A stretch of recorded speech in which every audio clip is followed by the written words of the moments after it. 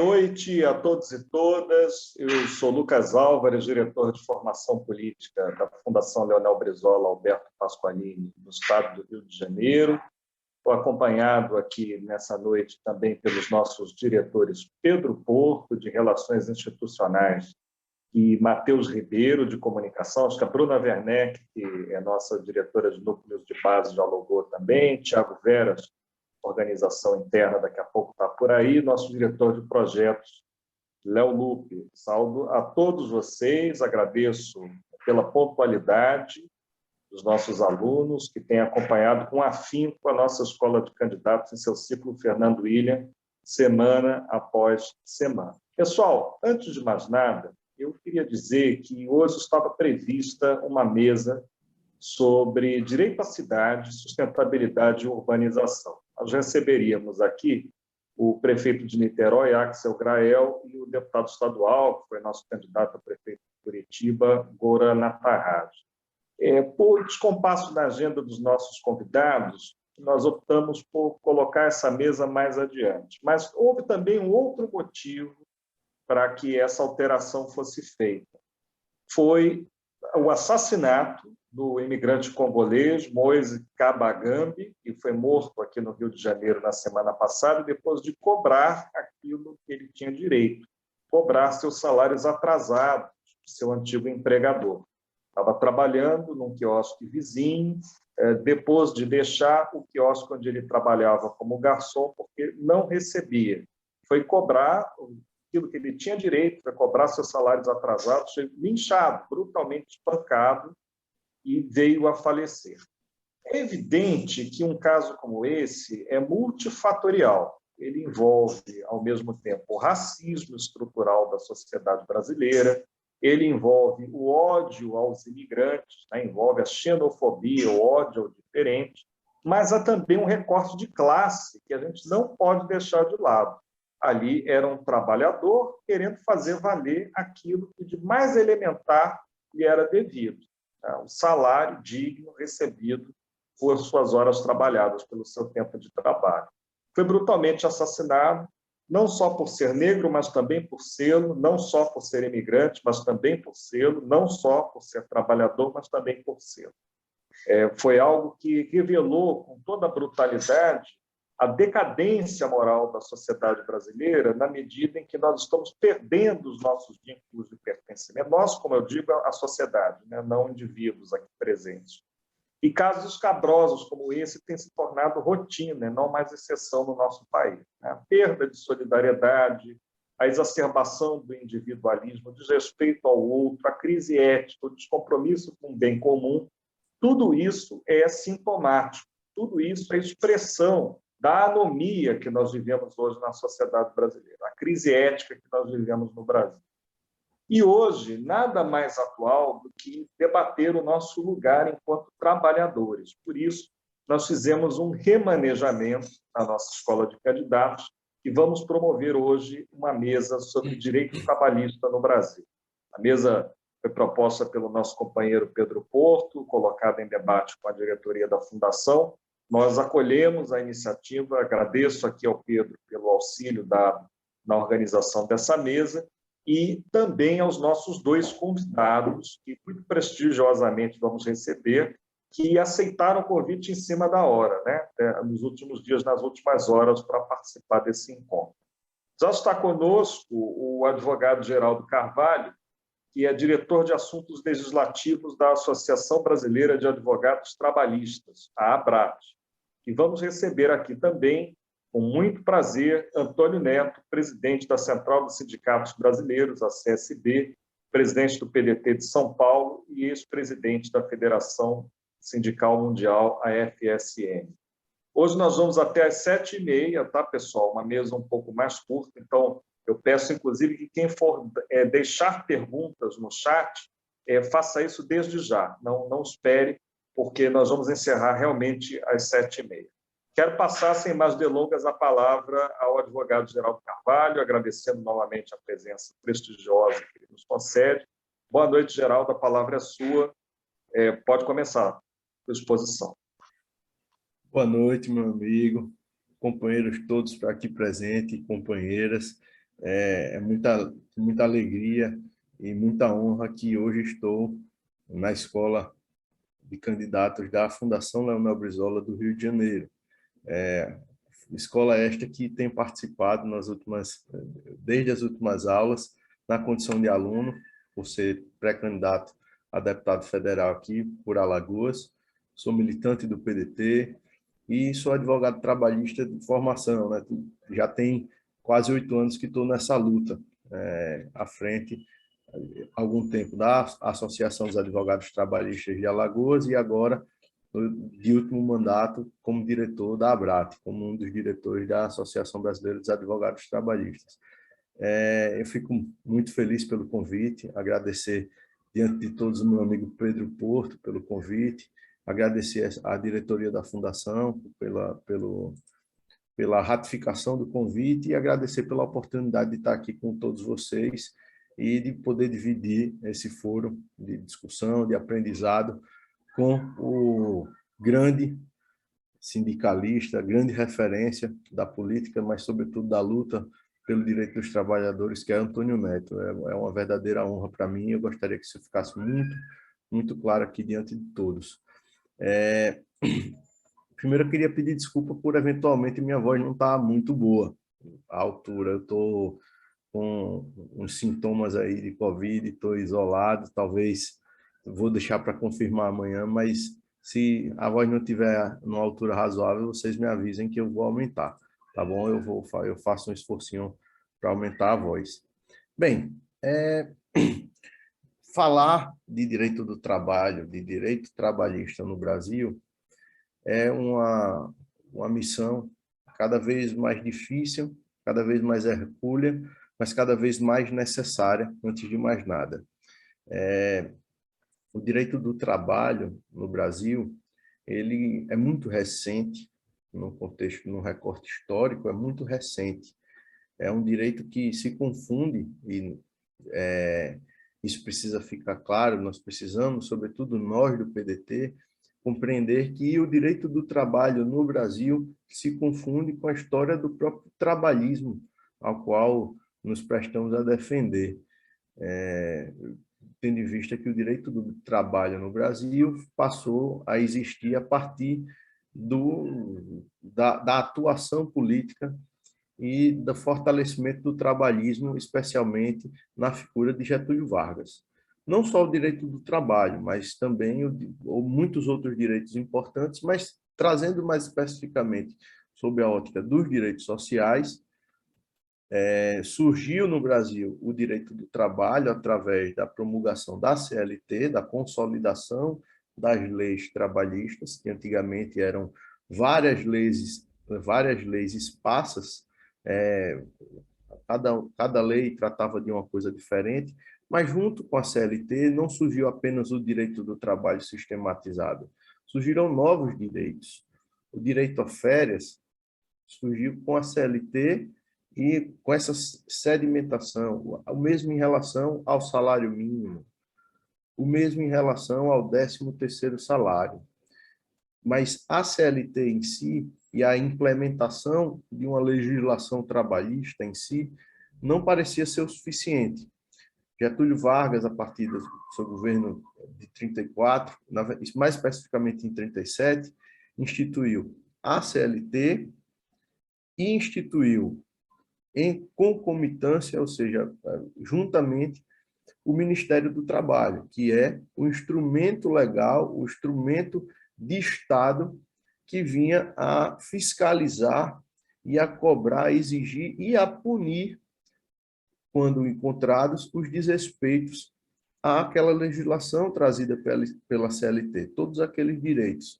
E o outro aspecto importante trazido também na era Vargas foi a Previdência Social, que não é necessariamente um direito trabalhista, à medida que ele abarca também a questão que envolve a assistência social. A Previdência Social no Brasil engloba tanto o sistema previdenciário de seguridade daqueles que, trabalhando, contribuindo, vêm a precisar do Estado, seja por aposentadoria, seja por um benefício, ou por um auxílio doença, por exemplo, como também engloba aquelas pessoas que não trabalharam, mas que por alguma medida, por alguma circunstância, não podem trabalhar, não contribuíram, mas não podem trabalhar e, com isso, precisam ser absorvidos pela proteção do Estado, né?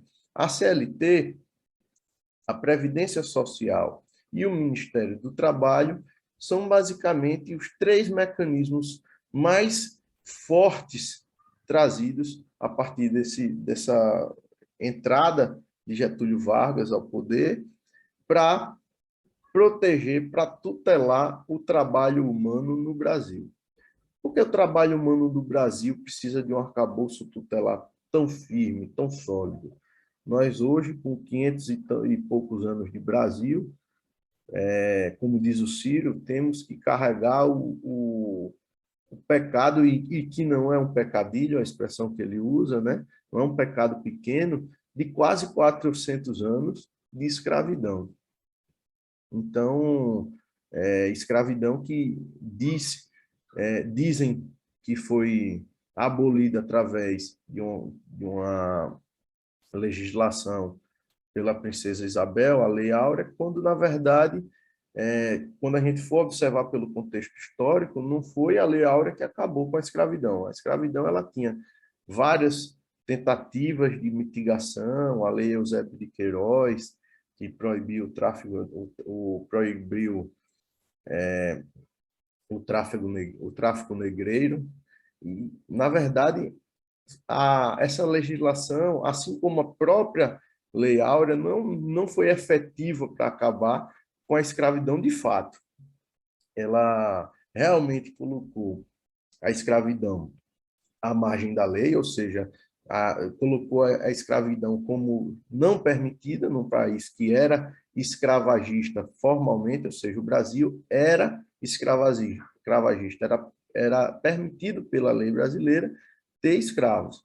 Mas, a partir de algumas leis, ele passou a ser proibido pela lei brasileira, mas que, na verdade, não deixou de acontecer. Eu costumo dizer, por aqui nas nossas discussões, que, na verdade, a escravidão foi revogada por Getúlio Vargas, pelo menos, não, se não formalmente, ou seja, se já tinha sido revogada formalmente a escravidão antes de Getúlio, é a partir de Getúlio que ela é revogada materialmente, ou seja, que ela, enfim, passa a não ser mais um negócio que existe. Por quê?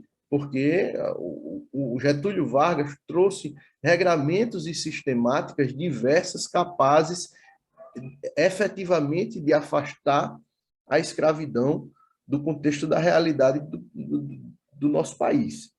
Por quê?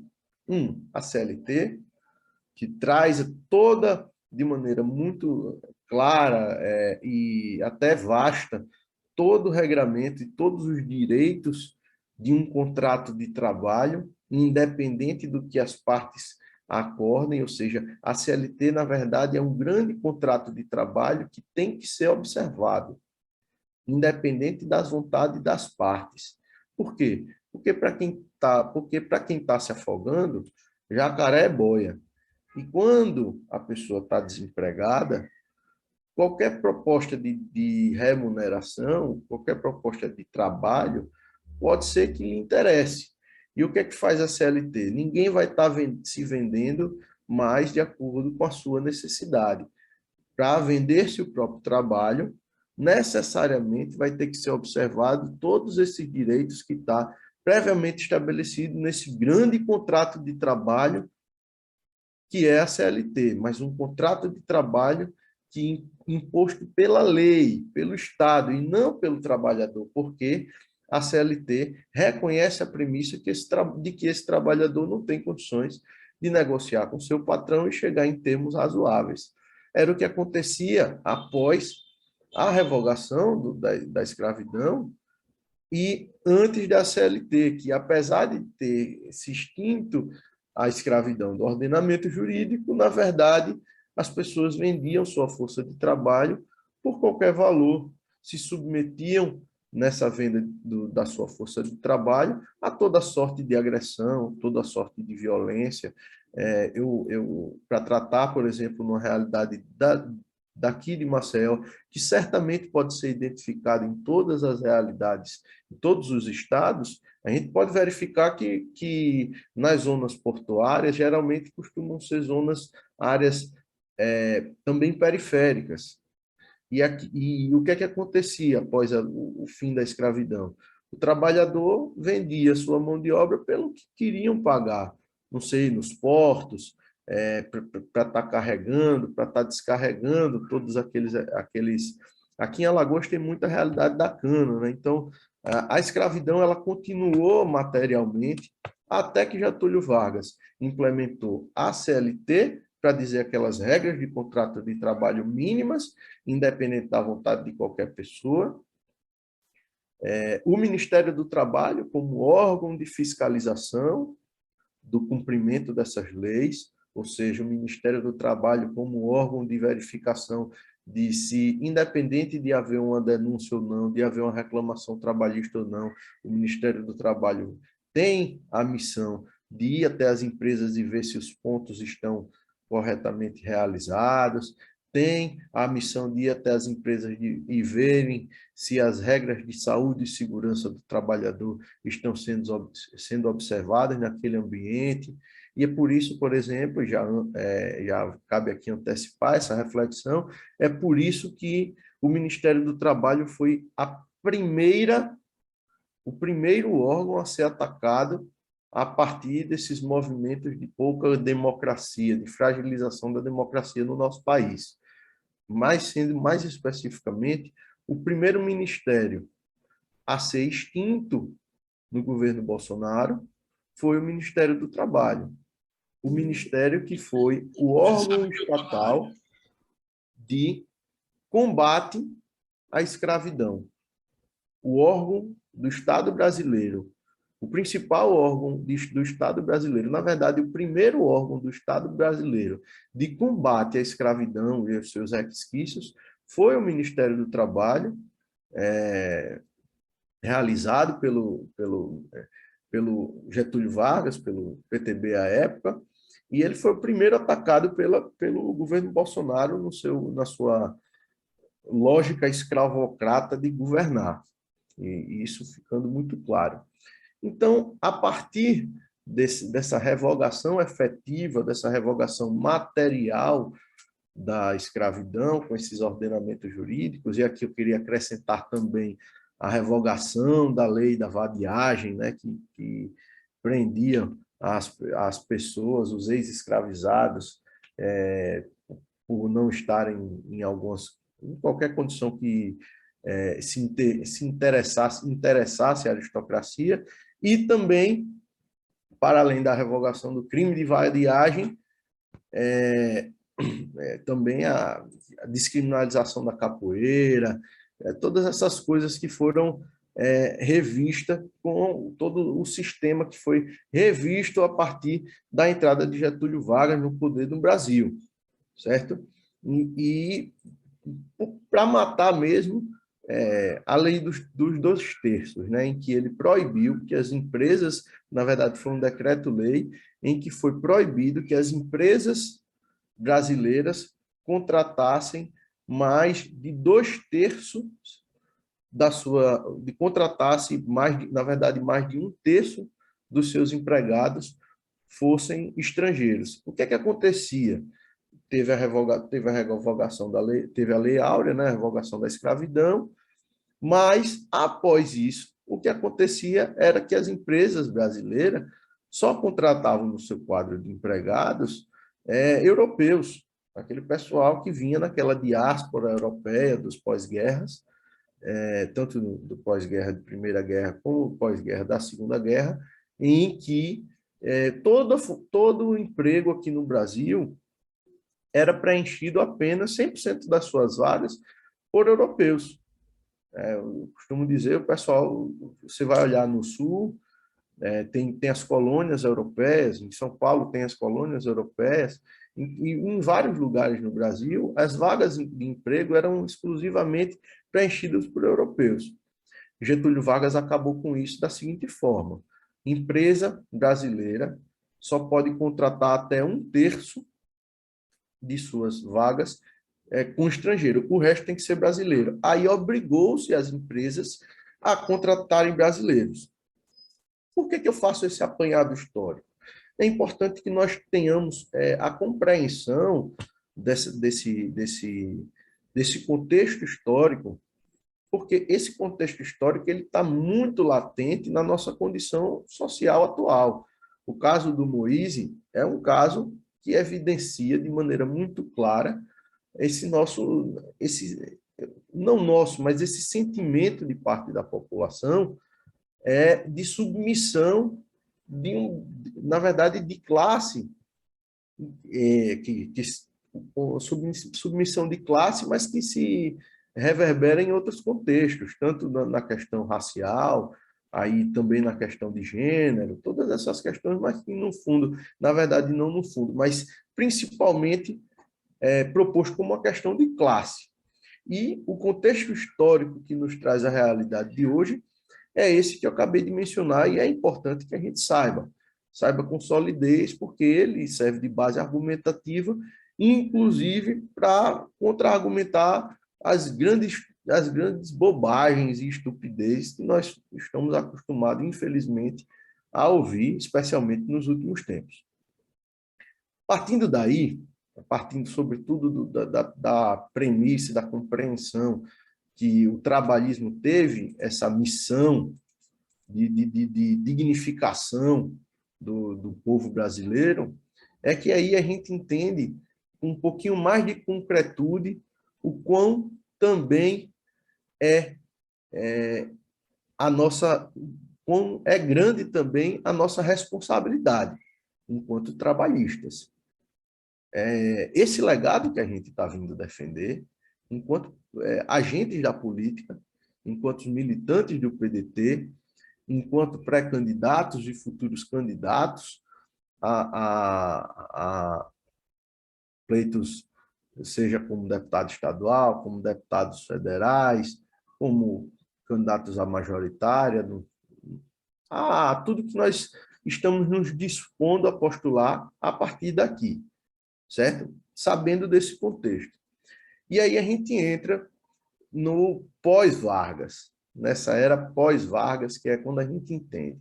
A CLT, que é esse grande contrato de trabalho, que assim deve ser compreendido, ele traz todas as normas, isso desde quando foi promulgada, ele traz todas as normas que devem ser tutelares no contrato de trabalho, ou seja, tudo que tem no mínimo de ter no contrato de trabalho.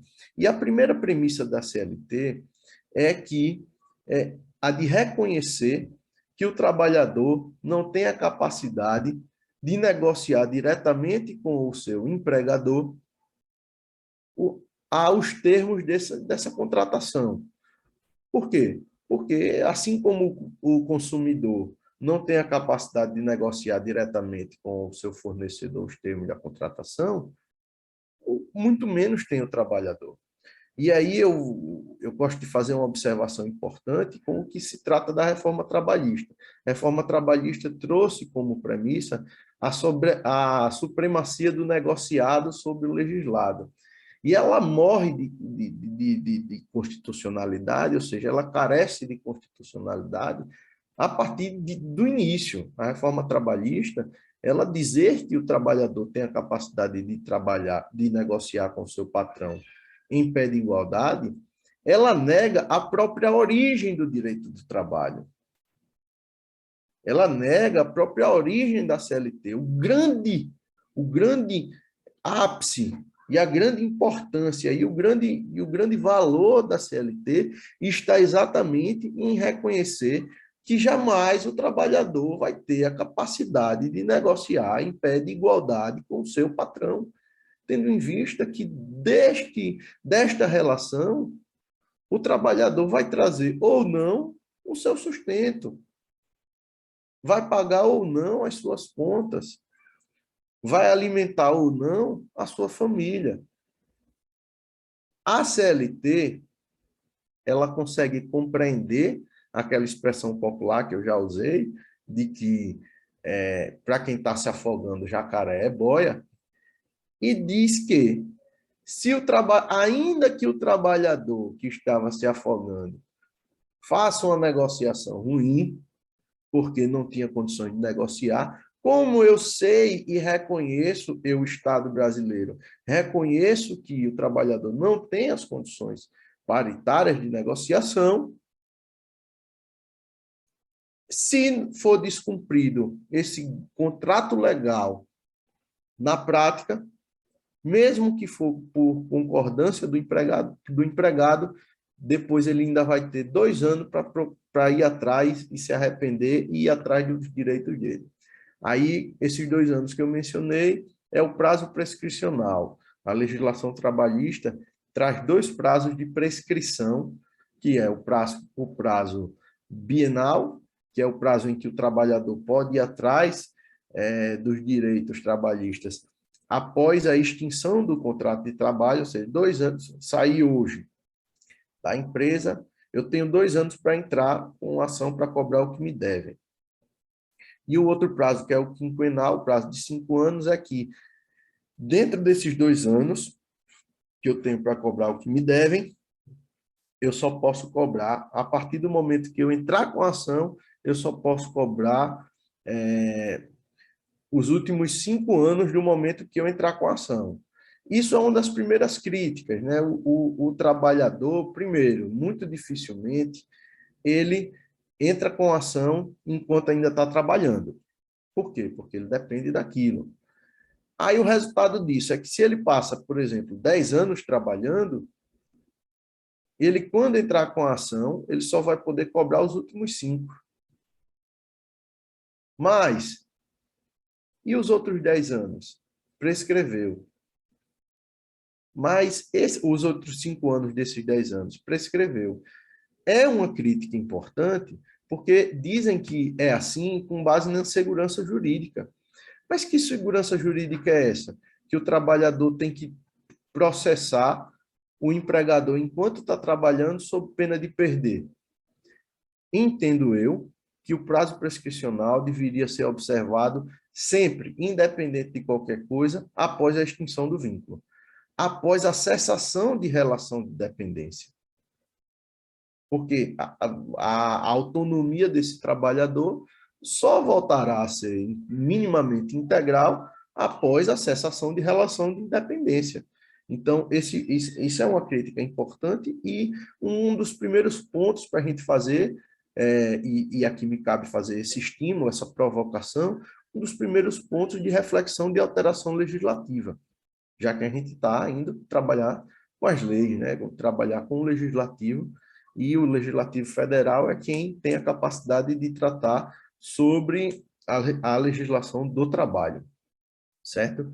Mas a CLT traz outras tantas coisas importantes. Por exemplo, a proteção da saúde e segurança do trabalhador. As normas de saúde e segurança do trabalhador estão, na CLT de maneira mais geral, e 2, nas NRs, nas normas regulamentadoras que são regradas, estabelecidas pelo Ministério do Trabalho e Emprego. O Ministério do Trabalho e Emprego, cuidado com ele, o Ministério do Trabalho e Emprego segue fragilizado. Nós estamos nessa situação de, eu não vou dizer de fragilização, mas de depredação do sistema de proteção do trabalhador. Depredação efetiva do sistema de proteção do trabalhador. E isso... Oi? Um desmonte, de fato, né? Organizado, Perfeito. estruturado e desestruturante ao mesmo tempo. Perfeito. E isso é muito importante. A gente fala de desmonte e de desregulamentação, mas isso tem consequências gravíssimas na prática. Gravíssimas. Eu, como advogado trabalhista, as identifico todas no dia a dia. Infelizmente, por quê? A gente a quantidade de acidente de trabalho que acontece hoje em dia, porque o Ministério do Trabalho não está lá para fiscalizar cotidianamente, a quantidade de acidente de trabalho, a quantidade de acidente de trabalho que acontece, a quantidade de doença ocupacional que acontece. Ó, quem chegou. Boa noite. Boa noite, presidente Antônio Neto. Daqui a pouquinho nós vamos passar a palavra ao presidente Antônio Neto, presidente do PDT de São Paulo, para dar continuidade à nossa mesa. Agora retornamos com o doutor Geraldo para a conclusão. Então, perfeito. As normas de saúde e segurança do trabalho, que são tanto de elaboração, no contexto infralegal, abaixo da CLT, a regulamentação das normas de fiscalização de saúde e segurança do trabalho, elas têm consequências muito graves no contexto das relações trabalhistas. E são normas de segurança e saúde e segurança do trabalho, não aquelas relacionadas à segurança, equipamento de proteção individual, mas também até aquelas relacionadas à jornada de trabalho. Jornada de trabalho, por exemplo, não é uma questão de natureza patrimonial, como as pessoas costumam achar. Ah, não, o limite é de 8 horas, porque a partir de então, a hora tem um acréscimo de 50%, que é a hora extra. Não é uma questão apenas patrimonial. A questão de jornada de trabalho é uma questão de segurança e de saúde do trabalhador. Não tem quem trabalhe, não tem quem tenha saúde trabalhando 12 horas por dia. Não tem quem tenha saúde trabalhando 14 horas por dia. E o Ministério do Trabalho e Emprego, ele tinha, dentre as suas funções, e nas empresas, independente do trabalhador entrar com a reclamação trabalhista ou não, o Ministério do Trabalho ia nas empresas, fazia fiscalização, pedia e cobrava os pontos dos trabalhadores, verificava, não, os trabalhadores estão fazendo jornada extraordinária, os trabalhadores estão fazendo banco de horas, cadê o cumprimento do banco de horas? Entendeu? Questão de férias. Férias é um outro direito previsto na CLT que tem natureza relacionada à saúde, ao exercício de um direito social, por exemplo, de socialização daquela pessoa, do trabalhador com sua família, de desenvolvimento daquela relação familiar em circunstâncias saudáveis. Então, na verdade, o grande problema dessa fragilização da tutela do trabalhador se reflete necessariamente em 2 pontos. O trabalhador que é queimado como carvão até as últimas consequências na sua dignidade, na sua saúde. E 2, o trabalhador que fica de fora da escravidão.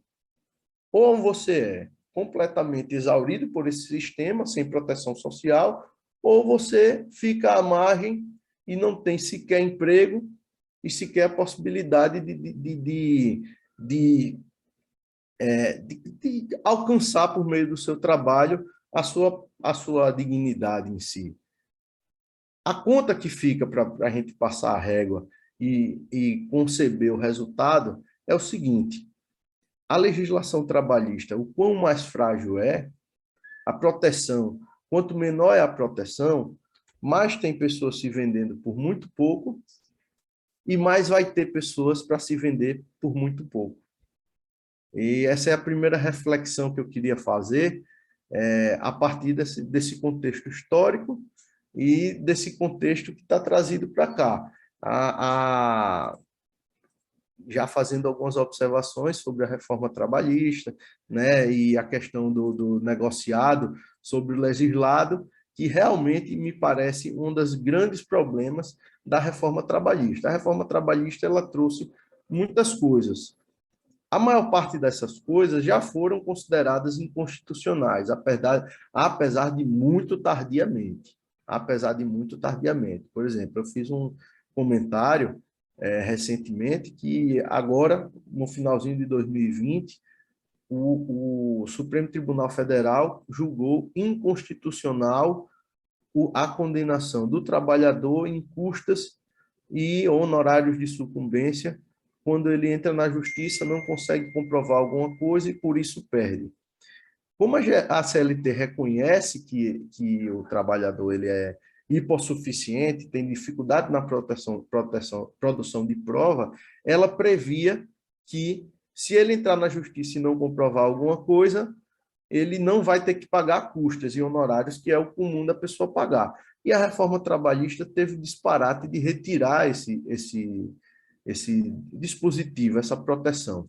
O resultado disso foi que, no final das contas, considerando que, se você entrar num juizado especial contra a TIM, por exemplo, contra a TIM ou contra a Claro, contra alguma empresa, porque cortou a internet ou lhe negativou, lá no juizado você não tem que pagar custas.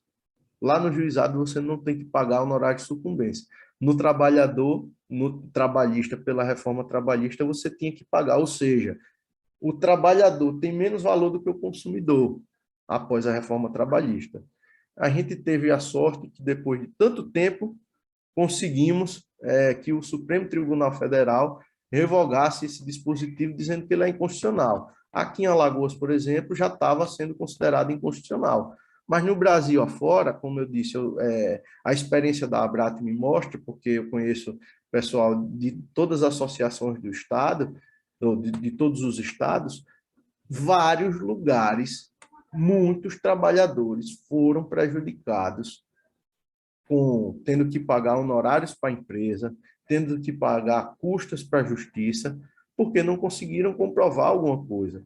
Mas a gente precisa compreender, e vocês precisam compreender, nós, na condições de atuantes da política, compreender que o trabalhador não tem a capacidade de produção de prova como tem a empresa, porque necessariamente esse trabalho ele é desenvolvido no ambiente da empresa.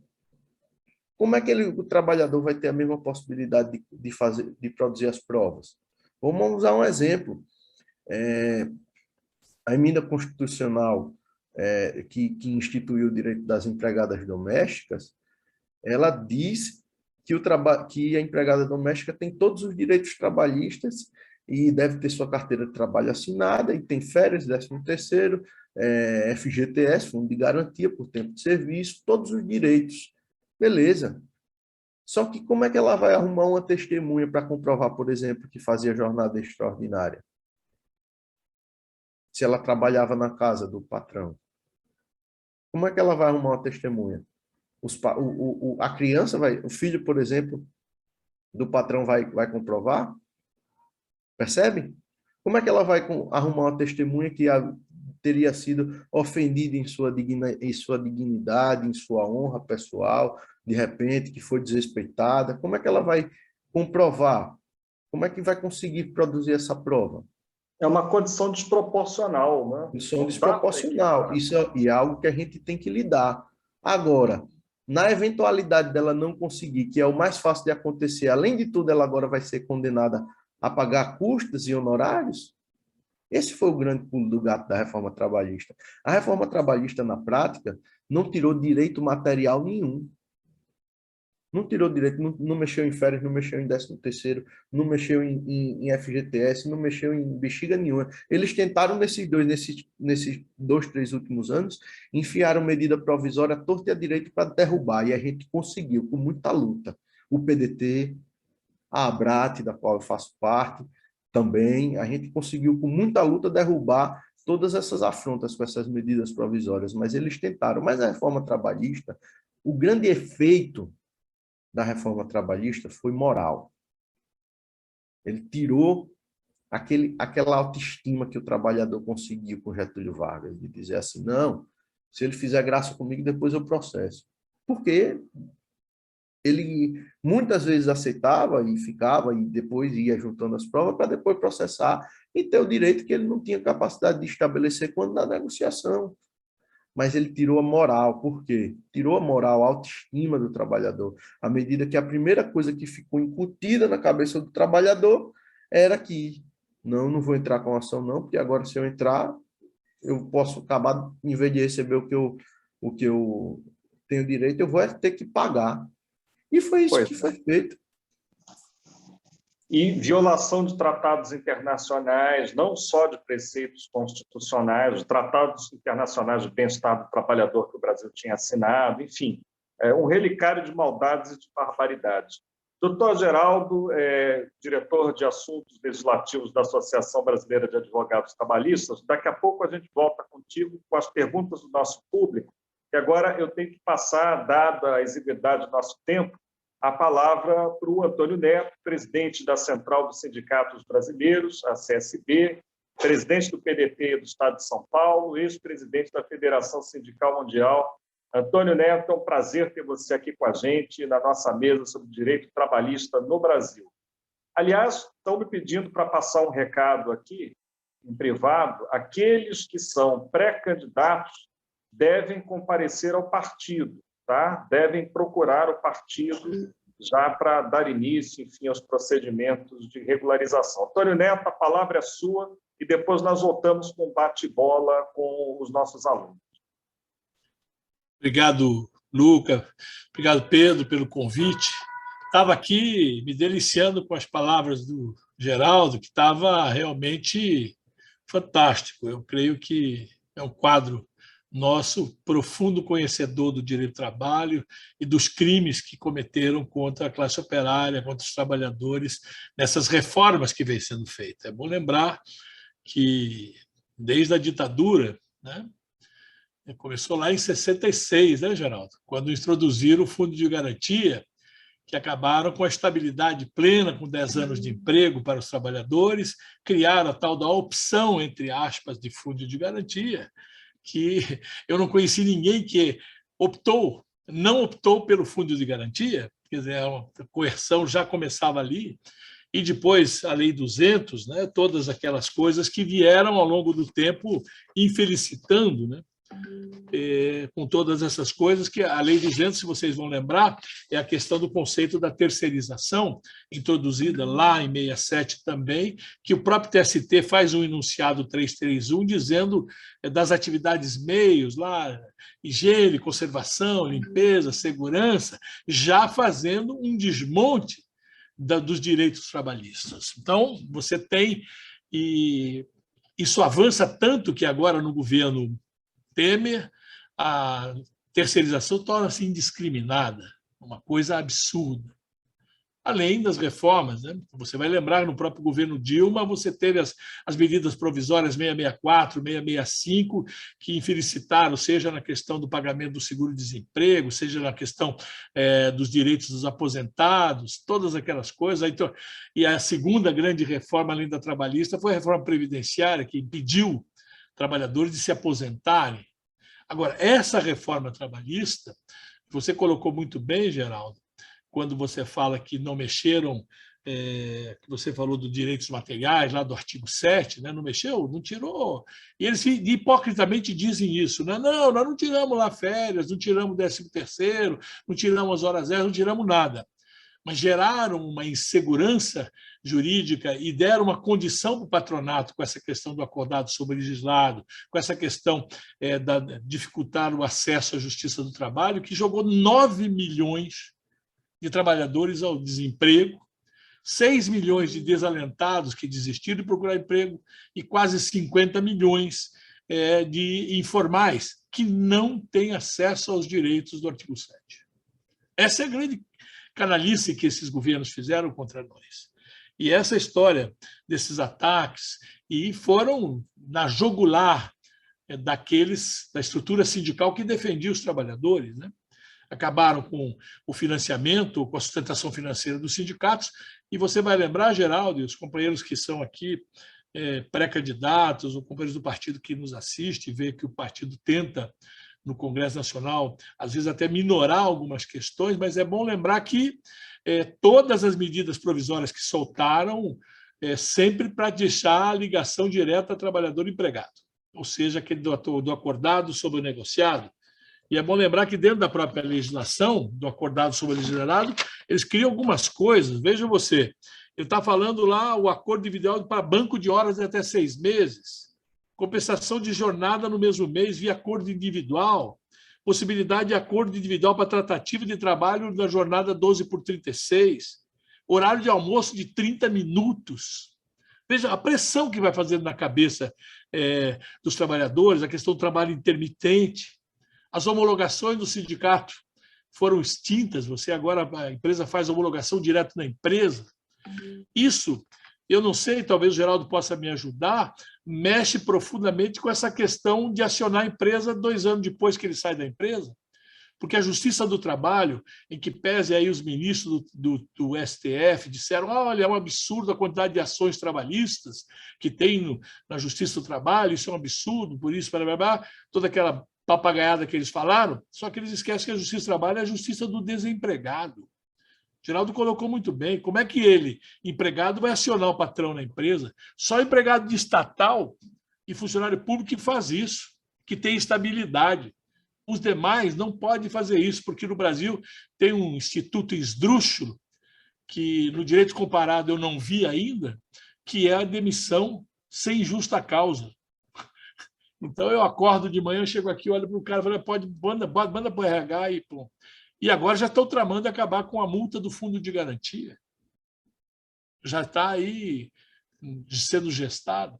Então, essa questão do acordado sobre o legislado é uma coisa complexa. Nós derrotamos isso que foi proposto lá pelo Fernando Henrique e agora não tivemos condição de romper com isso. Criaram também formas esdrúxulas de trabalho. Vocês viram falar de autônomo com vínculo? São coisas que eles fizeram de tal maneira que mexeram demais com a CLT. E você falou bem, Lucas, ao fazer toda essa mexida e a maneira com que fizeram, além de várias questões inconstitucionais, como falou bem o Geraldo, em que pese, Geraldo, só viramos 2 até agora, hein? A das grávidas em ambientes insalubres e a questão da justiça gratuita dentro da Justiça do Trabalho.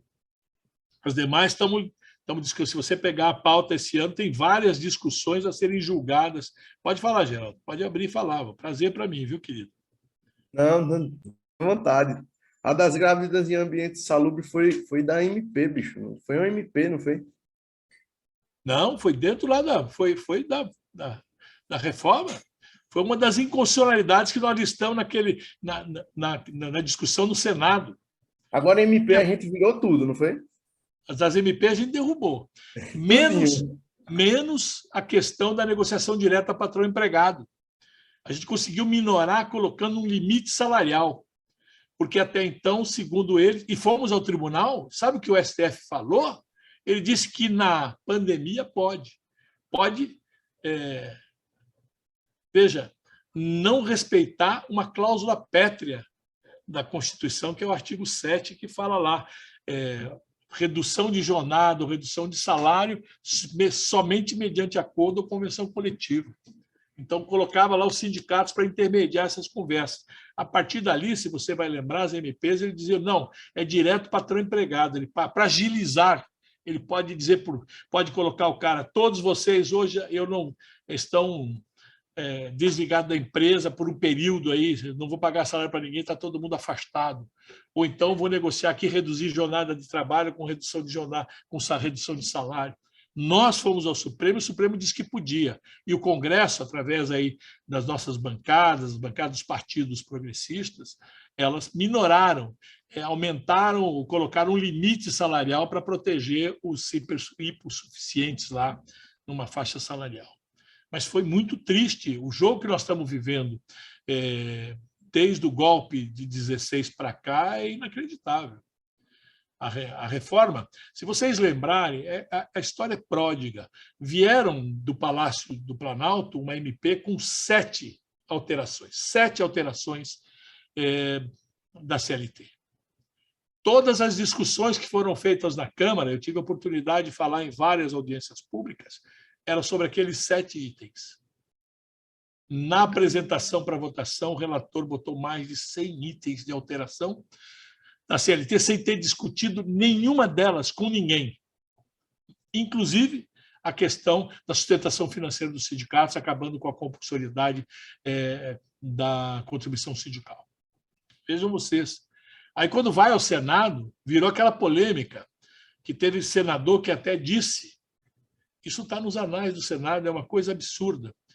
Ele disse o seguinte, eu só voto essa mudança na CLT se o presidente mandar uma carta assinada com firma reconhecida, se comprometendo a vetar alguns artigos, eram 8 ou 9 pontos que foram acordados que ele vetaria para poder aprovar do jeito que foi feito na Câmara, e o Temer mandou a carta. Só que quando ele sanciona, ele não mexe em nada. Por isso que está dando inconstitucionalidade na questão da grávida, na questão da justiça gratuita, e outras que vão ser discutidas agora esse ano. Já. Se você olhar a pauta do Supremo, tem várias ações de inconstitucionalidade sendo discutidas lá. Então, essa brincadeira do acordado sobre negociado foi além do que vocês podem imaginar. Eles inverteram a pirâmide jurídica. O Geraldo pode falar muito melhor que eu não sou jurista, e ele, como advogado trabalhista, sabe bem. Quando eu firmava um acordo coletivo, eu não podia fazer um acordo por empresa que prejudicasse o acordo coletivo da convenção coletiva. Agora, o acordo pela empresa prevalece sobre a convenção coletiva. Eles inverteram a pirâmide da legislação. Vejam vocês, e várias outras inconvencionalidades e inconstitucionalidades. Nós denunciamos o Brasil na OIT, vocês sabem, eu, por ser dirigente sindical, presidente de uma central, faço parte da delegação dos trabalhadores na OIT. Nós fomos lá, durante 2 anos, nós conseguimos colocar o Brasil na lista suja da OIT de não cumprir as convenções da OIT, ou seja, fazer a relação tripartite, as discussões envolvendo patrões, empregado e governo. Na verdade, eles sempre fizeram todas as coisas. Estava ouvindo o Geraldo falando aqui das NRs, é um importante instrumento da CLT. Eles estão querendo atropelar todas as NRs agora. Nós estamos fazendo um trabalho, e olha que tinha uma comissão tripartite paritária que se discutia as NRs. Agora eles não estão mais com essas coisas, não. Agora eles estão fazendo uma coisa de passar o patrol, sabe? Remontaram agora o Ministério do Trabalho, mas para justificar alguma coisa no cenário internacional, na própria OIT, mas, na verdade, o Conselho Nacional do Trabalho é de informar o que eles estão fazendo. Às vezes, nem isso fazem. Quando nós chegamos para discutir alguma coisa, já está no Congresso Nacional as alterações trabalhistas que ele pode fazer. Neto, eles transformaram o Ministério do Trabalho em um ministério cenográfico, meramente figurativo. É verdade. Você foi muito feliz nessa colocação. Vou me pedir a permissão para me apropriar desta. Um ministério cenográfico. É verdade. É de tão pornográfico cenográfico que ele é, porque as coisas estão terríveis. Vejam vocês, eles acabaram com as ultraatividades dos acordos com convenções coletivas. Isso é de uma maldade e com um objetivo. Você imagina, eu firmo uma convenção coletiva. Outrora era assim, enquanto não tivermos uma nova convenção ou enquanto não tivermos uma sentença normativa, continuava valendo as conquistas que nós tínhamos. Agora acabam todas as conquistas na data de encerramento da vigência do acordo da convenção coletiva. Então, com todas essas coisas, nós que somos trabalhistas, nós que somos defensores da CLT, nós tomamos algumas dificuldades porque nós temos no próprio meio sindical companheiros e companheiras de partidos ou de centrais sindicais que não defendem a CLT, são contrários à CLT. Acham que nós devíamos ter um contrato nacional de trabalho. Isso já foi discutido no Brasil várias vezes, nós derrotamos todas essas discussões. Até a questão da estrutura sindical, a estrutura que nós defendemos, da Varguistas, e que, se vocês pesquisarem na internet, tem um vídeo fantástico, e que o Disparada publicou até poucos dias atrás num artigo sobre a questão trabalhista, né, em que bota lá as palavras de Lula sobre a unicidade sindical, sobre o financiamento sindical, sobre a legislação trabalhista, respondida logo depois por Darcy Ribeiro, que nos honra muito, né, defendendo o trabalhismo, do porquê que tem que ter unicidade sindical, do porquê que tem que ter o financiamento compulsório para os trabalhadores. Então, são discussões que, infelizmente, ao longo da história, a esquerda eu diria mais à esquerda, sempre jogaram contra a classe operária. Em 2002, quando Lula foi eleito pela primeira vez, em dezembro houve uma reunião, antes dele tomar posse, do movimento sindical com o presidente Lula eleito. A CUT, na semana, dá uma entrevista em São Paulo dizendo que vamos rasgar a CLT. Eles nunca respeitaram-nos. Eles nunca reconheceram as conquistas da era Vargas. Tudo isso que acabou de falar aqui o Geraldo sobre a lei de 1/3, né? 2/3, a lei dos 2/3, né, Geraldo? Que tinha que ter no mínimo 2/3 de trabalhadores brasileiros, todas essas coisas, todas as conquistas da era Vargas, esses caras nasceram contra, sempre falando contra Vargas, contra a CLT, contra a estrutura sindical brasileira, contra a unicidade sindical. Numa discussão da reforma da Constituição em 93, quando teve 5 anos, teve uma revisão da Constituição. Em 89 foi feita a Constituição e lá em 93 nós tivemos uma reforma. Veio um avalanche para tentar fazer o pluralismo sindical, dizendo que nós tínhamos muitos sindicatos no Brasil. Você imagine.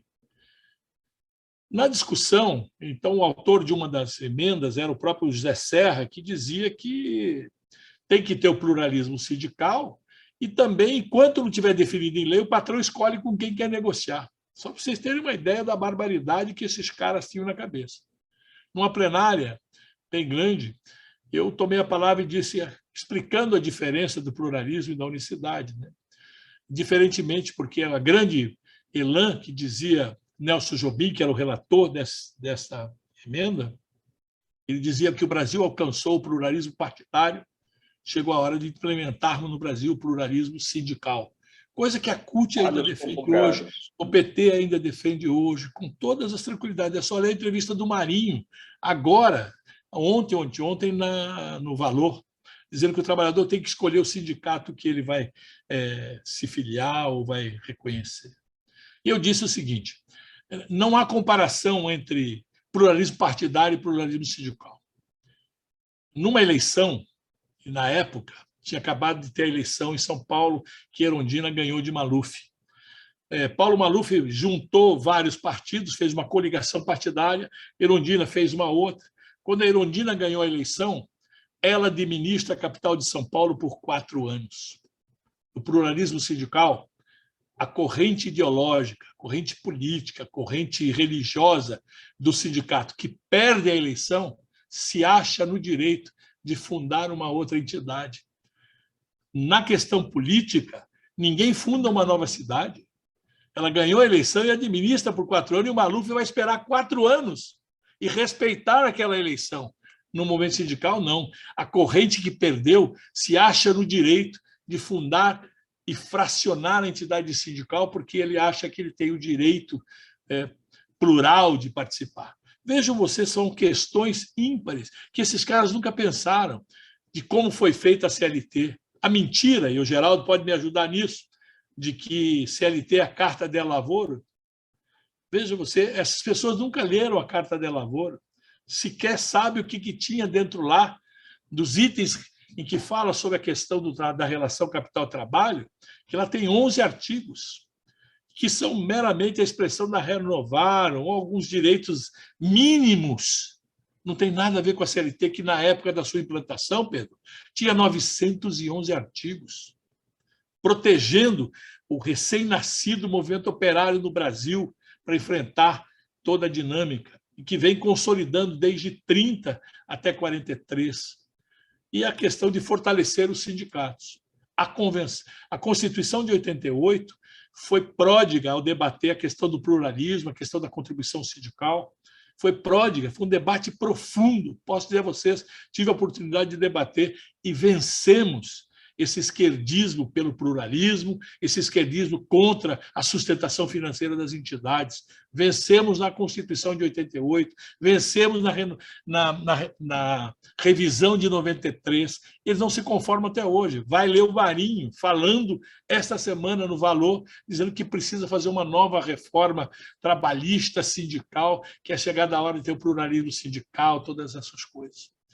A CUT pregou pelo Brasil inteiro outdoors contra a contribuição sindical. A CUT e o PT foram contra a justiça classista, que era uma das grandes fórmulas tripartite de funcionar a justiça do trabalho. que fazia com que você fizesse a possibilidade de intermediar previamente, antes do togado poder fazer a sua sentença, ou seja, foram para a tribuna, os principais algozes da classe operária sempre foram esses deputados esquerdistas que tinham uma defesa contra tudo aquilo que a era Vargas produziu. Não é à toa que Fernando Henrique era contra a era Vargas, o PT foi contra a era Vargas, contra a CLT, contra a sustentação. Então, essa estrutura sindical que Vargas, e aí eu tenho discutido muito com o Ciro, e nós queremos dizer para o Ciro já se convenceu da questão da unicidade sindical, e essa balela de que nós temos muitos sindicatos. Você imagine, nós somos 5.570 municípios. Até 88, quando teve a Constituição, os funcionários públicos não tinham sindicatos. A partir de 88, eles começam a se organizar em sindicatos. Só aí tem 5.570 sindicatos que poderiam nascer.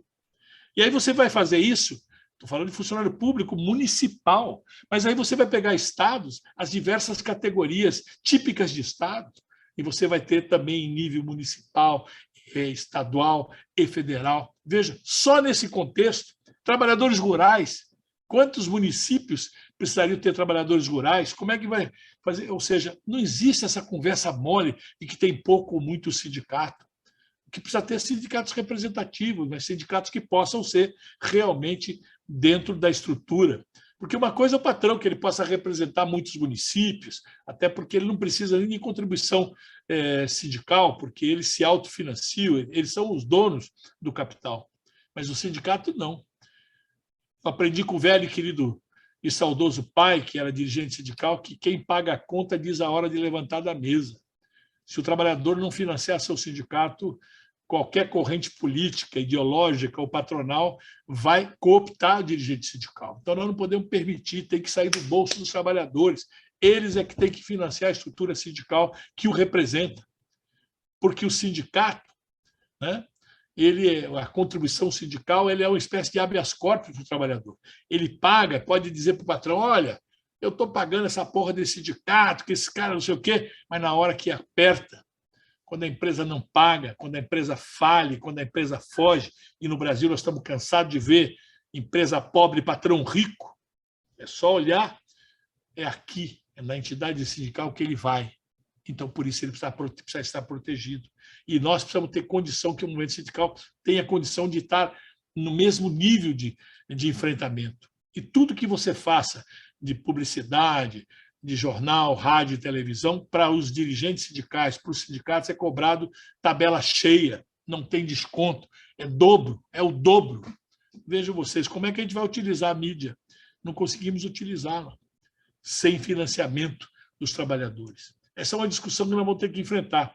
E ao discutir com o Ciro sobre isso, ele se conscientizou da questão da unicidade sindical e nos demais, na revisão da CLT, que nós queremos derrubar, revogar toda essa reforma trabalhista, porque, você sabe, os lulopetismo hoje está dizendo não precisa reformar tudo, sabe como é que é? Não, isso foi um desastre, precisa revogar para valer, porque isso só trouxe insegurança jurídica, só trouxe desgraça, desemprego, miséria, fome e baixo salário. Então, para não assustar aí todo mundo, nós estamos propondo ao Ciro que ele fala, eu não quero nada demais, eu quero somente que a gente possa ter as melhores práticas internacionais, as convenções da OIT. Por exemplo, vamos acabar com o instituto chamado demissão sem justa causa e vamos aplicar a Convenção 158, que os países do primeiro mundo todos são signatários da Convenção 158. No funcionalismo público, vamos adotar a Convenção 151, que, embora nós sejamos signatários, o governo não aplica. É uma vergonha. E dizia o governo do PT que precisava regulamentar uma convenção de que nós somos signatários. É brincadeira? Aí faz uma lei bonita, hein? Uma lei bonita, aprovada por unanimidade, tanto na Câmara como no Senado. Lembra, Geraldo? Aprovamos, vai para o Michel Temer, ele veta na íntegra. E a Câmara e o Senado não derrubam o veto. Isso é uma vergonha. Então, a Convenção 151 vai regular a relação entre os entes federativos, seja município, estado ou federação, com os seus respectivos trabalhadores e funcionários públicos. Não é isso, Geraldo? Para nós, da CSB, a 151 ela é autoaplicável no Brasil. Pode ser, já está, somos signatários. Como a 158 também. A 158, mas ela, veja, olha o que fizemos. Antes de vencer o prazo da gente poder denegar a 158, o Fernando Henrique denegou-a. Ele rompeu com a 158 logo depois, porque o Itamar assinou a 158. E agora nós precisamos introduzi-la. Seja a questão da 95, da 98... Mas versa sobre direitos... Versa sobre... no caso da 158, versa sobre direito fundamental e o Brasil já é signatário automaticamente. Olha, não é essa a visão do Congresso. Você sabe que não, o PS... Nunca é. Nunca é. Por E assim exemplo, você vai ao Supremo, eles estão sempre contra os direitos dos trabalhadores. Eu vou digo mais, o TST também não é muito favorável, não. Repare só, o lance da demissão sem justa causa é uma coisa. O lance da questão de proporcionalidade, no caso da demissão por justa causa, é outro absurdo, porque não era para ter abate. Isso tem convenção. O direito convencional não é respeitado no âmbito do direito do trabalho aqui no Brasil. E é uma tragédia. Agora eu digo mais, viu, Neto? É uma coisa que eu queria até conversar, ouvir sua opinião sobre isso. A Justiça do Trabalho, que é eu atuo na justiça aqui, sei que não é a pior delas, talvez seja a melhor delas. Eu também acho. No que a gente tem. Agora, é muito responsável pela situação que nós temos aqui hoje. Muito responsável. Por exemplo, nós temos no ordenamento brasileiro, a CLT, ela já engloba, do jeito que está, absolutamente todas as relações de trabalho no âmbito da CLT. Por exemplo, o que é que justifica nós termos a maior parte dos trabalhadores na informalidade, sob a rúbrica dessa uberização, que foi preparada pela reforma trabalhista. Foi preparada pela reforma trabalhista. A reforma trabalhista fez um ataque moral ao trabalhador, desacostumou ele a postular os seus direitos, aí depois chega um aplicativo, uma tecnologia, enfia a goela dentro, dá a possibilidade de comprar o pão para o povo, e o povo está lascado mesmo, vai lá e pega. Só que vão para o judiciário trabalhista e eles não reconhecem, de 17 para cá já vão 4 anos, eles não reconhecem vínculo com essas pessoas. Sob uma justificativa, primeiro, isso já antigo, né? A percepção da lei, que o judiciário, que o TST tem sobre a questão da onerosidade do trabalhador, para reconhecer o reconhecimento de vínculo, né? Aquela questão da subordinação jurídica. Artigo 3º. A questão da subordinação, a subordinação jurídica é um absurdo, porque sob a ótica da subordinação jurídica não tem como você pode afastar o reconhecimento de vínculo, só que o CLT diz sob sua dependência. Perfeito. A CLT já abrange, olha, se a gente for pegar a CLT e for colocar, é por isso que eu digo, tem coisas que... A Geraldo vai sair da advocacia, eu digo, eu não sei. Mas tem coisa que não adianta a gente estar na advocacia, não, porque não resolve. Eu tenho que estar lidando com o instrumento que a gente tem, que é a lei, da forma que está posta lá, e tem que estar enxugando gelo na dependência do tribunal. Quando, na verdade, bastava o TST mudar a interpretação para colocar uma interpretação mais adequada, mas a lei já está lá, porque a CLT fala sob sua subordinação, sob sua dependência. O que é que falta para dizer que o pessoal que trabalha no Uber, que trabalha de iFood, que trabalha 12, 13, 14 horas por dia, que não tem seguridade social, não paga previdência, não tem limite de jornada, está submetida a todo tipo de tragédia que acontece todo dia. Eu testemunhei vendo, mês passado, um cara cruzando o sinal certo, um motoboy com um caixote nas costas, sendo atropelado por um cara que vinha cheio de cachaça. Ou seja, o cara toda uma juventude que está entregue a todo tipo de sorte, quando a lei já protege. Aí eu não sei como é que você diz que vai modernizar uma lei para fragilizar mais o povo. Isso não é modernizar. Modernizar a legislação trabalhista é incluir as novas formas de trabalho na proteção da lei, e não o contrário. Geraldo, sempre com foco na proteção, né? Não no desamparo, que é o que nós temos visto hoje. E vale dizer que muitas economias livres, não estou falando aqui da China, de Cuba, não, do Reino Unido, hoje já reconhecem o vínculo trabalhista estabelecido entre as empresas de aplicativos e os trabalhadores que nelas atuam. Gente, eu quero passar a palavra agora para o Pedro Porto, que é o diretor de Relações Institucionais da Fundação Leonel Brizola Alberto Pasquarini, aqui no estado do Rio de Janeiro. O Pedro quer fazer um agradecimento especial e algumas considerações, já que nós estamos nos encaminhando já para o final da nossa mesa de hoje. E depois eu vou passar para vocês as perguntas dos nossos alunos para que sejam respondidas num bate-bola bem rapidinho, que nós temos que encerrar às 7h30. Pedro, é contigo. Obrigado, Lucas, pelo bate-bola aí. Queria, agradecer pela aula. Doutor Geraldo, vou chamar assim, presidente Antônio Neto.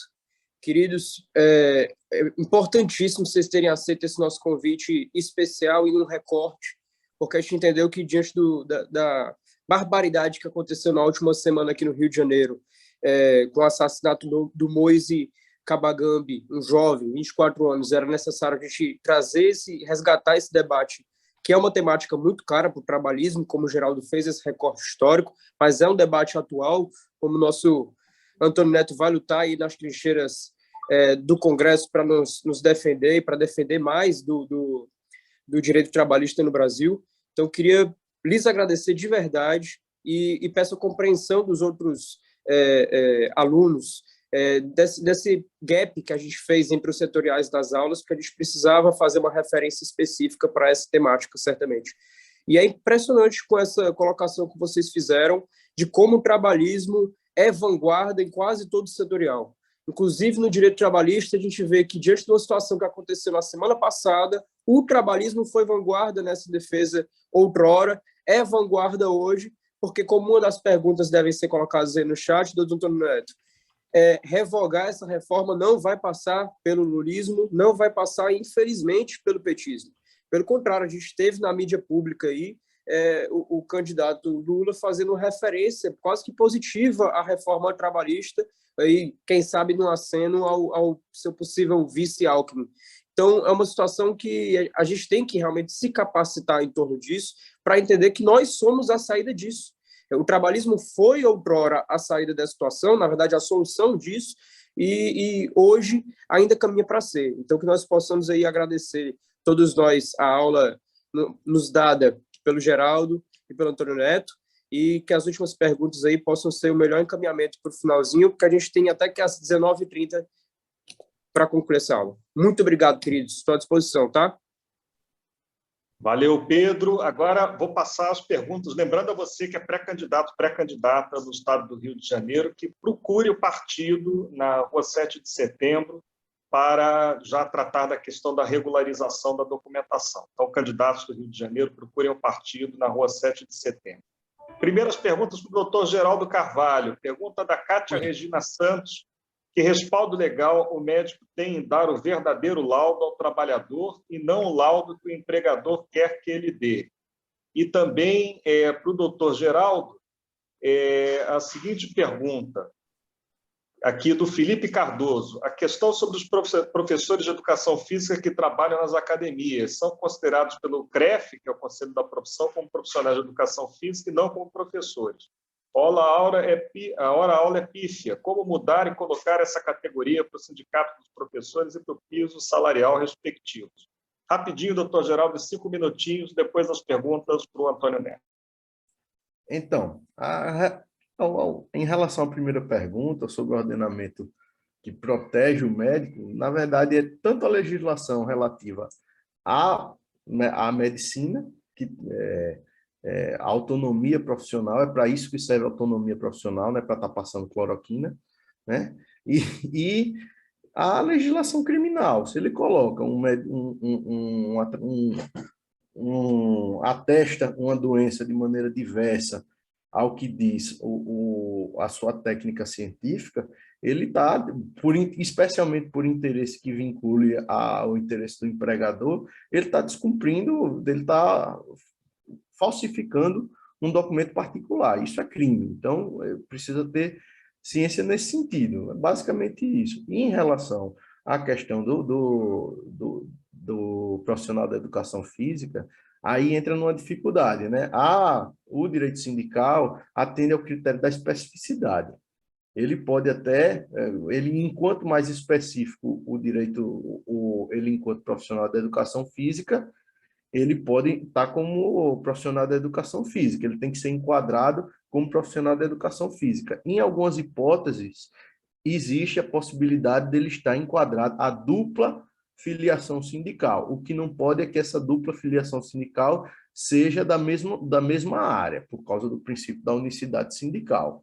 Certo? Agora, esse critério, o campo de atuar nesse sentido é na luta sindical, na negociação coletiva, é participar da atividade sindical, e nesse caso, junto ao sindicato, porque muitas vezes a gente reclama, o Antônio Neto sabe bem disso, reclama que o sindicato não tem aquela atividade, mas a pessoa não vai atrás.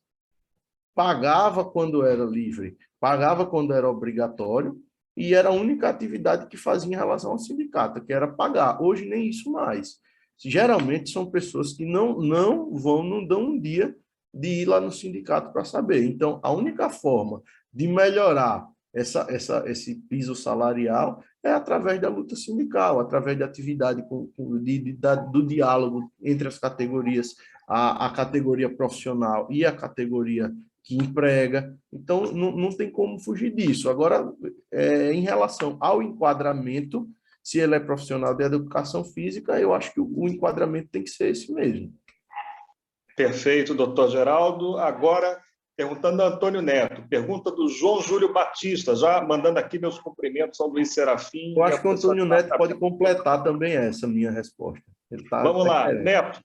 Pergunta do João Júlio. Lamentavelmente, a reforma trabalhista piorou de forma significativa a economia e as condições de trabalho do proletariado brasileiro.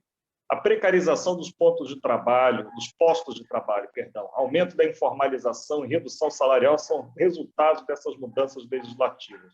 Como revogar essa reforma trabalhista que acarretou na desgraça de muitos brasileiros? E, finalizando, a pergunta sobre dissídio automático, do professor Marcão. Eu gostaria de saber do Antônio sobre a PEC 49/2003, do deputado Paulinho da Força, que acabou com o dissídio automático e o Lula sancionou. Rapidinho, 5 minutinhos, Neto, que a gente já está aqui estourando o tempo. Tá bom, querido. Bom, primeiro dizer que vou começar pela PEC 49. Eu acho que o Marcão deve estar equivocado sobre isso, professor.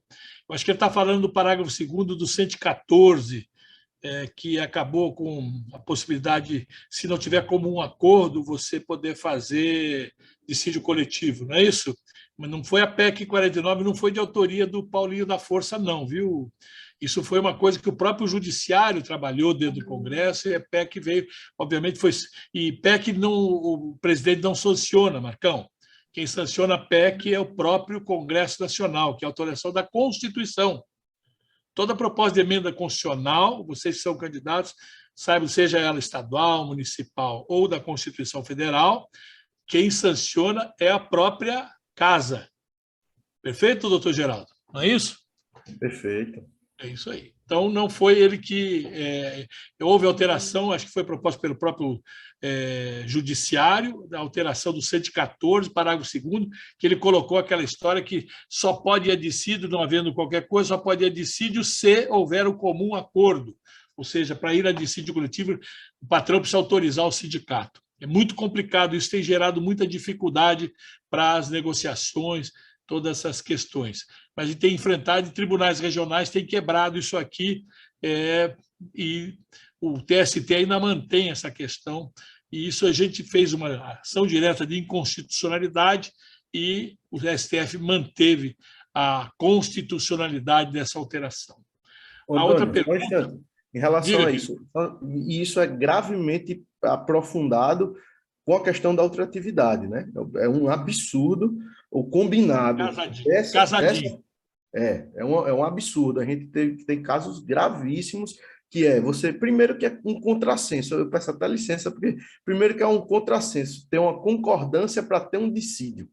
Dissídio é um litígio, é uma já é discordância. uma Então, discordância. pois é, aí você estabelece a obrigatoriedade de ter uma concordância para se haver um dissídio. Isso é uma loucura, uma loucura, e principalmente o judiciário homologando isso. É por isso que eu digo, muito parte do problema da gente está no próprio TST e no STF. E segundo é que isso daí, casado com a outra atividade, acaba virando uma chantagem na prática. O empregador fica chantageando, as categorias econômicas ficam chantageando os sindicatos para concordarem, para fazer o dissídio, para poder, senão eles não concordam, aí a solução é greve, né? A solução é greve, só essa observação. E agregando ao que você está falando, Geraldo, tem categorias que o patronato não quer mais negociar, ele quer trabalhar com a CLT, não quer ter acordo coletivo nem convenção coletiva.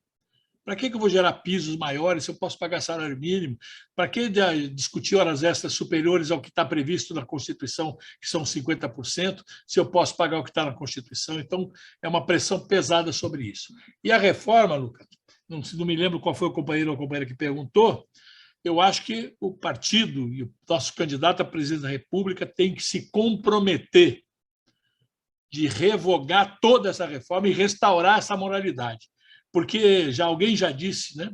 Ou restaura-se a moralidade ou nos completamos todos, porque isso é uma vergonha do que foi feito e está provado que não serviu para nada. Era para gerar 5 milhões de empregos, não gerou nenhum emprego, pelo contrário, gerou desemprego. Aí apresentaram uma outra reforma, que foi a da Previdência, que diz, olha, precisa reforma, porque para gerar emprego precisa também isso, e aí agora veio, e agora acabaram de apresentar a MP 1099, que é a introdução da carteira verde e amarelo de novo. Ou seja, nós estamos enfrentando isso todas as horas, eles querem saber de precarizar. Esses são gestores do capitalismo mais burro do mundo, em que esquecem que o capitalismo vive do consumo das famílias e que, se você não tiver poder de compra, você não vai fazer girar a roda da economia. Perfeito, muito obrigado, Neto. Botei aqui minha câmera na vertical, desculpem, é meio estranho, né? Para quem estava acompanhando na horizontal, é porque eu estava com a bateria aqui quase acabando, sem fazer uma manobra. Quero agradecer, em nome da Fundação Leonel Brizola, Alberto Pasqualini, as participações de Antônio Neto, presidente da Central dos Sindicatos Brasileiros, a CSB, presidente do PDT de São Paulo, ex-presidente da Federação Sindical Mundial, a FSM, agradecer também ao doutor Geraldo Carvalho, que é o diretor de Assuntos Legislativos da Associação Brasileira de Advogados Trabalhistas, da ABRAT. Agradecer de novo aí por terem aceito ao nosso convite de última hora, já que o caso do assassinato do Moise nos impôs esse debate nessa semana. Agradecer a você, aluno, aluna, pré-candidatos que nos acompanharam, que chegaram pontualmente, muito obrigado. As perguntas que não foram feitas aqui no ar vão ser encaminhadas aos convidados para que sejam respondidas posteriormente. E quero convidar a todos e todas para a continuidade da Escola de Candidatos do Rio de Janeiro, no nosso ciclo Fernando William, com a mesa da próxima semana, no dia 15 de fevereiro, o papel do Brasil no cenário global, onde nós vamos receber o professor Dark Costa e a deputada Juliana Brizola, com mediação do nosso Pedro. Obrigado, Neto. Obrigado, doutor Geraldo. Obrigado a todos e todas que acompanharam. Viva o Brasil! Vamos libertar nosso país em 2022, proclamar de novo a nossa independência. Até a próxima, pessoal. Um abraço. E se o Geraldo